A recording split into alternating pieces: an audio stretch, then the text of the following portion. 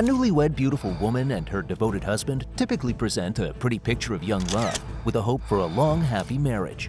However, the case of the Widow of Patraix has all the markings of a true crime thriller: sex, deceit, and murder.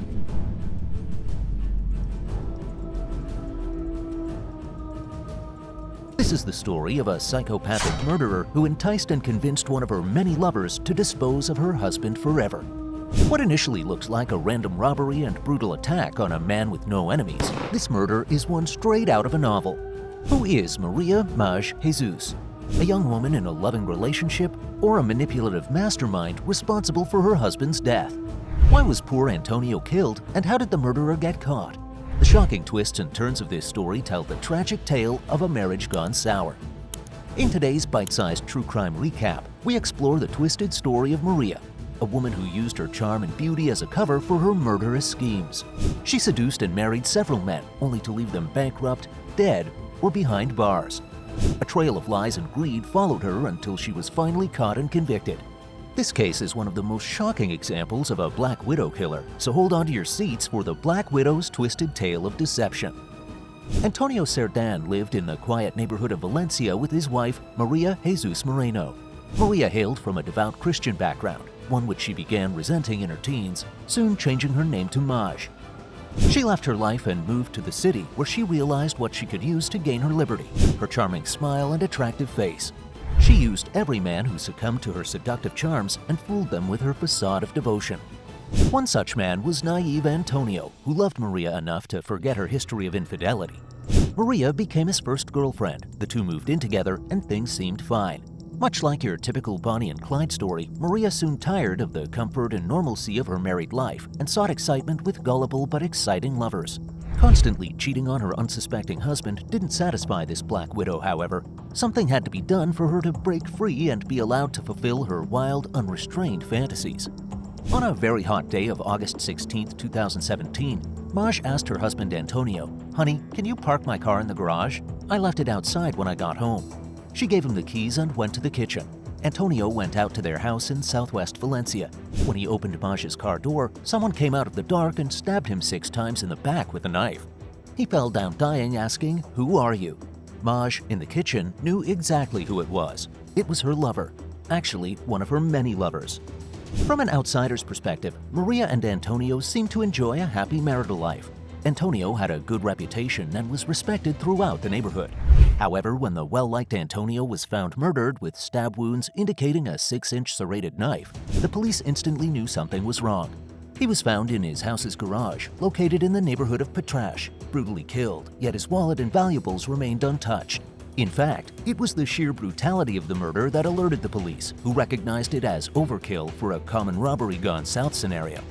An upright citizen, Antonio kept his nose clean, having zero debts, rivalries, addictions, or extramarital affairs. However, a person of interest in his horrendous attack soon became clear. The hysterical, emotional widow of the murdered man was instantly considered a person of interest by the police due to her inconsistencies and strange behavior. She went from sobbing hysterically while giving her statement to texting someone back and forth constantly as soon as the conversation ceased for a moment. Maj also quickly stopped grieving, becoming very interested in the inheritance her husband had left behind, plus a sizable allowance. She also quickly withdrew the €1,600 promised to her by her husband's life insurance company if he died a non-accidental death. Not even a month went by since her husband's brutal slaying, and Maj started going out to parties with her close friend Rocio. After some investigation, the police were able to piece together the facts. One of Maj's co-workers was brought in for investigation. Salvador Rodriguez, 20 years older than Maj and married with kids, worked as a nursing assistant at her workplace and became a means to an end. Obsessed with Maj and manipulated by her clever charms, he believed her when she lied about her husband's mistreatment of her. The seductress had him under such a strong trance that he would get into fights in the hospital if someone even looked at her. But soon, the truth began to unfold, revealing a cunning, selfish criminal and her devoted, love-struck puppet. The lover of the Black Widow, unsurprisingly, took all the blame for the crime. He told the police that he had decided to murder the unsuspecting Antonio to teach him a lesson about his mistreatment of his wife. He bought a 15-centimeter knife, drew up the plans with Maj, and on August 16th, fatally stabbed poor Antonio around 6 times. Salva disposed of the knife in a septic tank at his house, removed his bloody clothes, and went off to tell his love that his plan had been successful. What is even more shocking and appalling, and lessened the jury's sympathy for Maj, was her behavior soon after her husband's murder. Salva met Maj at her sister's house, detailing the act of horror he had just committed. Maj, completely disinterested, was busy texting her second lover, Jose, making plans to hook up that night. She had spent the evening prior to the attack on her husband with Jose. Jose, it appeared, had been told by the Black Widow that her husband was terminally ill and would die soon, leaving Maj all to him. However, Jose and Salvador were not her only affairs. When the police dug deeper into Maria's personal life, there was so much more to unpack. The web this Black Widow had constructed unraveled when all of her lovers faced each other in court, disappointed, hurt, and shocked. During her marriage with Antonio, it turned out that she conducted 4 secret affairs with different men. 3 of these men, Jose Antonio, Tomas, and Sergio, testified against her in court, saying that they had no idea she was married. Jose Antonio even considered their relationship to be a courtship, while Tomas thought it was something more serious. Another local, Manu, was also one of her lovers. The cross-examination of the witnesses showcased how Maj's lovers were made absolute fools.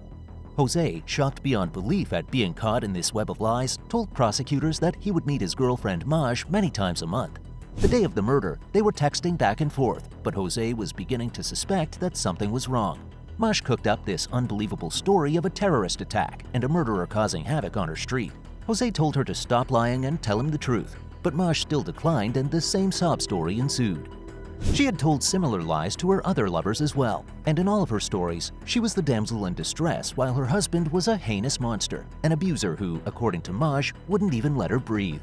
With cases involving sex, infidelity, and Black Widow murders, juries can often become extremely biased. This is the only thing that the defense counsel for Maj based their case on, since it was clear that Maj, in fact, was the mastermind behind her husband's murder. The trial took place amidst a media frenzy. Word had gotten out from Bakasan prison that Maj had now begun seducing inmates, many of whom would brag about their time with her. The prosecutor disagreed with the idea that a moral judgment should not be made. He stated that the plan for Antonio's murder was made over a series of months, and that Maj should serve 22 years for being the mastermind, while Salvador should serve at least 18 years behind bars. It was also brought to light during the court investigation that María Jesús could seemingly manipulate men into giving her anything, from paying a €3,000 deposit on her house to going on a murder spree. After 2 weeks of trial, both Maj and Salvador were convicted. The Supreme Court confirmed the conviction of Maj and her ex-lover for the murder of her husband by not influencing the jury in a parallel trial. Maj and her ex-lover were sentenced to 22 and 17 years in prison, respectively. Many criminal psychologists have taken a keen interest in the case because of Maj's interesting character. They speculated that her obsession with sex might stem from a restricted Christian upbringing. Antonio is remembered by family and friends as being a kind and generous person, whereas Maj's shenanigans in prison continue to make headline news in Spain. On one occasion, she was caught having sex with another inmate in the prison pool. She is also now pregnant, with the father of her unborn child being another inmate, also in prison for murder. María Maj Jesús has many years left of her sentence for the brutal murder of her husband Antonio. Once her child turns 3, he will be separated from her and cared for by her family. As for Salva, he has lost his family and his liberty for succumbing to this devilish woman's temptation. Were Maj's repeated cases of infidelity due to some underlying psychological conditions, or were they due to her devilish nature and strict upbringing? Psychologists are keen to learn the answer to this, but for now, María Maj Jesús is behind bars, completing her pregnancy term and hoping to give birth to a healthy baby. It's yet to be seen whether childbirth will curb this Black Widow's talent for infidelity and deception.